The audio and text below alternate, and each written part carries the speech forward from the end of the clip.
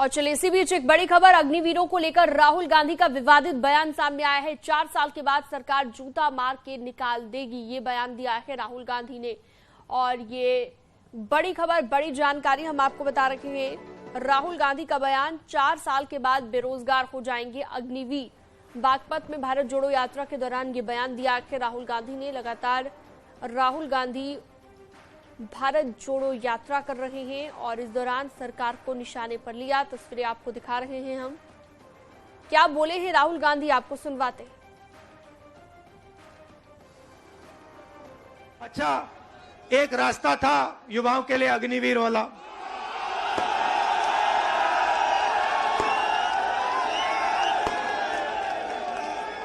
उसमें क्या था, सुबह युवा उठते थे, 4 बजे उठते थे, दौड़ते थे। यूपी में आपको हर सड़क पे दिखेंगे, देश की रक्षा करने के लिए दौड़ते थे। और सपना था एक दिन बॉर्डर पे जाके देश की रक्षा करेंगे, तिरंगे की रक्षा करेंगे, सपना था। युवा 15 साल सेना में सेवा कर सकता था, उसके बाद उसको पेंशन मिलती थी। नरेंद्र मोदी जी ने कहा नहीं भाई, ये 15 साल वाली बात छोड़ो, पेंशन वाली बात छोड़ो। ऐसे करते हैं, 6 महीने ट्रेनिंग करो, बंदूक पकड़ो, 4 साल रहो, फिर जूता मार के बाहर निकाल देंगे और उसके बाद बेरोजगार हो जाओ। नया हिंदुस्तान। और जब युवाओं ने कहा कि हमें यह अच्छा नहीं लगा, और जब युवा सड़क पे उतरे, नरेंद्र मोदी ने क्या कहा, नरेंद्र मोदी जी ने क्या किया, उन्होंने उनसे कहा कि अगर तुम्हारी फोटो ले ली गई सड़क पे तो तुम्हें सरकारी नौकरी नहीं मिलेगी। तो राहुल गांधी को आपने सुना, जो विवादित बयान दिया है अग्निवीरों को लेकर, वो आपने सुना। हमारे साथ बीजेपी से प्रवक्ता आलोक अवस्थी जुड़ गए हैं फोन लाइन पर।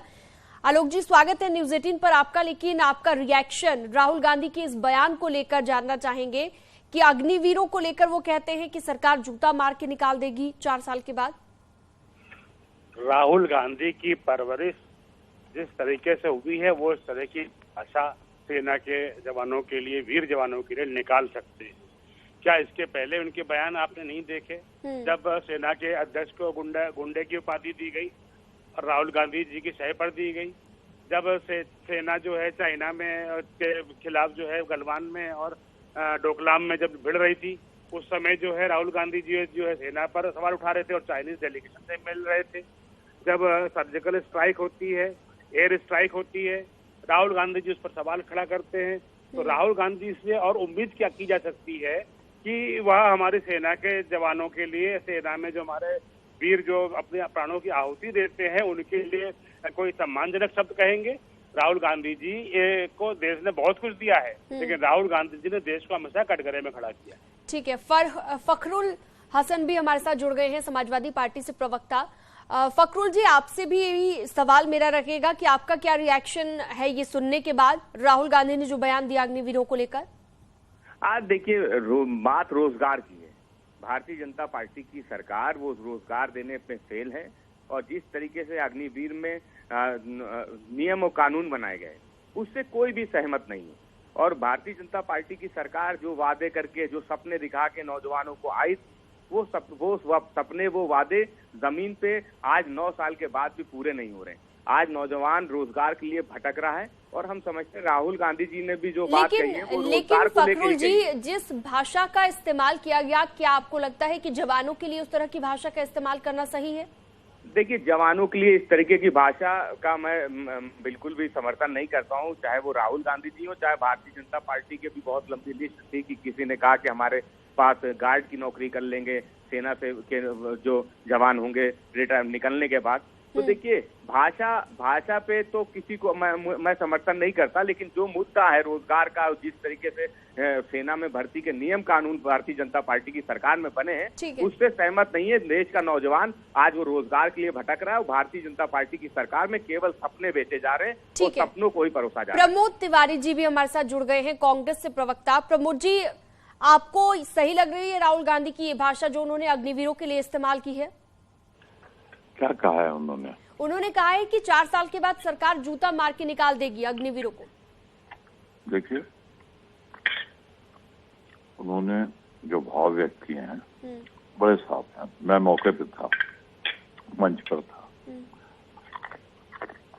जो शब्द उन्होंने चुने अपनी बात रखने के लिए, अपने भाव जो मैं व्यक्त कह करने रहा के हूँ, लिए, भाव की बात कर रहा हूँ, मैं भाव की बात कर रहा हूँ। जो बात उन्होंने कही वो ऐतिहासिक सत्य है कि 4 साल ये रहेंगे। यही तो है ना उसका प्रोविजन कि 4 साल वो रहेंगे और 4 साल के बाद जो लोग सेना में नहीं रिटेन होंगे उनको बाहर कर दिया जाएगा। बाहर कर दिया जाएगा, लेकिन उन्होंने जो कहा आपको लगता है कि सही है? मैं फिर आपसे कह रहा हूँ, उसके भाव पे जाइए। वो भाव व्यक्त करने का जो तरीका उन्होंने चुना, जो शब्द उन्होंने चुने, प्रमोद जी, मैंने जो कहा सुनिए, वो भी सुनिए। जो सेना में चुन लिए जाएंगे उनके लिए तो नहीं कहा है ना। और जिन लोग सेना में नहीं चुने जाएंगे उनकी बात है, तो पहली बात इसे सेना से नहीं जोड़ना चाहिए, क्योंकि जो आपको नहीं सेना लगता में बचना चाहिए इस तरह की भाषा इस्तेमाल करने से? मैं एक फिर आपसे कह राजनेता रहा को हूँ कि भाव पे जाइए, भाव पे जाइए, शब्द पे नहीं, भाव पे जाइए। लेकिन शब्द देखिए बहुत जीवन कुछ कहते बर्बाद। हैं। ये भारतीय जनता पार्टी की सरकार की जो नीति है, ये करोड़ों जवानों का भविष्य बर्बाद करेगी। ये उनके सपने तोड़ देगी। 4 साल बाद उनसे कहा जा रहा है, कोई कह रहा है आप हमारे यहाँ नौकरी करो, हमारे यहाँ नौकरी करो, तो 4 साल जो सेना का अंग मैं है। प्रमोद जी की बात पर कुछ कहना चाहूंगा। जी बोलिए। देखिए, राहुल, कांग्रेस का क्या है, अगर उनका शासन नहीं है तो देश डूब रहा है, संवैधानिक संस्थाएं सब बिगड़ गई हैं, हर संस्था पर वो उंगली उठाते हैं। सेना पर उंगली उठाएंगे, चुनाव आयोग पर उंगली उठाएंगे, संसद पे उंगली उठाएंगे, सरकार पे उंगली उठाएंगे। आप, चूंकि आपको गद्दी नहीं मिल पा रही है। लेकिन आलोक जी, ये तो विपक्ष का काम है।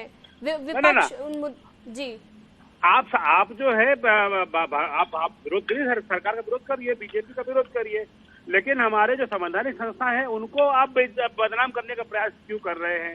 सेना के अध्यक्ष को गुंडा कहने का प्रयास कर चुके हैं आप। सेना के शौर्य पे सवाल उठा चुके हैं। सेना का मनोबल गिराने के लिए जिस समय चाइना से मुठभेड़ हो रही है, आप जाकर के चाइनीज डेलीगेशन से जाकर डिनर कर रहे हैं।